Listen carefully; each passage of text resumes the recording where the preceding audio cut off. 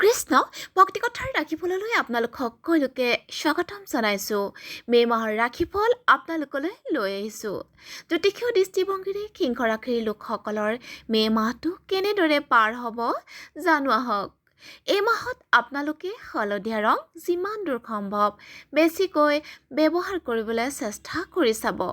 সিংহ ৰাশিৰ লোকসকলে 15 মে'লৈ সন্তানৰ ক্ষেত্ৰত বিশেষভাৱে ধ্যান ৰাখিবই লাগিব। আনহাতে ইয়াৰ পিছৰ সময়ছোৱাত সন্তানৰ ফালৰ পৰা কোনো ধৰণৰ সমস্যাত নপৰে। একে আষাৰে ভাল বুলিও ক'ব নোৱাৰি, বিশেষকৈ অক্টোবৰ মাহলৈকে। চাকৰিত প্ৰমোচন আদি হ'ব পাৰে।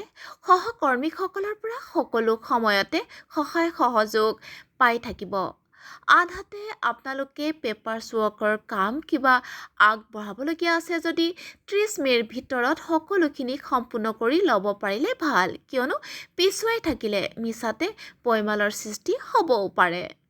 13 মে'ৰ আগতে ঘৰুৱা কিছুমান যদি সিদ্ধান্ত ল'ব লগা আছে তেন্তে লৈ ল'ব পাৰে, কিয়নো চতুৰ্থপতি আৰু নৱমপতি গ্ৰহ মংগল 12 মে'লৈ ইচ্ছাপতি ভাৱত অৱস্থান কৰি থাকিব।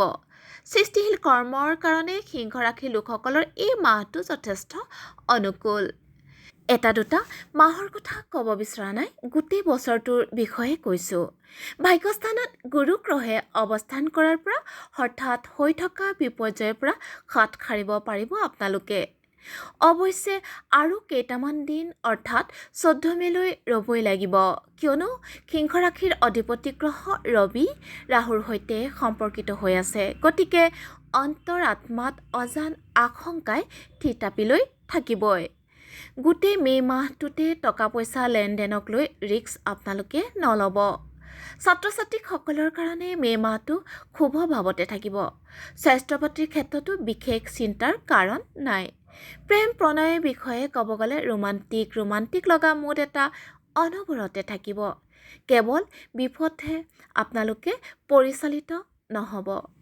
এই মাহটোৰ ভিতৰত 1, 2, 3, 6, 7, 8, 9, 13, 14, 17, 18, 19, 20, 26, 27, 28, 29 আৰু 30 মে'। এইকেইদিনত আয়, শিক্ষা, কৰ্ম, প্ৰেম আদিবোৰত শুভ।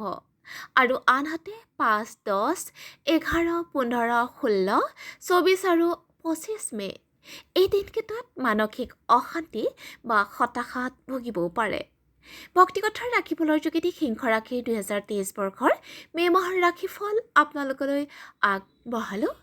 অহা পুনৰ লগ পোৱাৰ প্ৰতিশ্ৰুতিৰে আজিলৈ ইমানতে অন্ত পেলাইছোঁ। আৰু আমাৰ বিচাৰসমূহ যদি গ্ৰহণযোগ্য বুলি ভাবে তেনেহ'লে আমাৰ ভক্তি কথা চেনেলটো ছাবস্ক্ৰাইব, লাইক আৰু কমেণ্ট কৰিবলৈ নাপাহৰিব। কৃষ্ণ।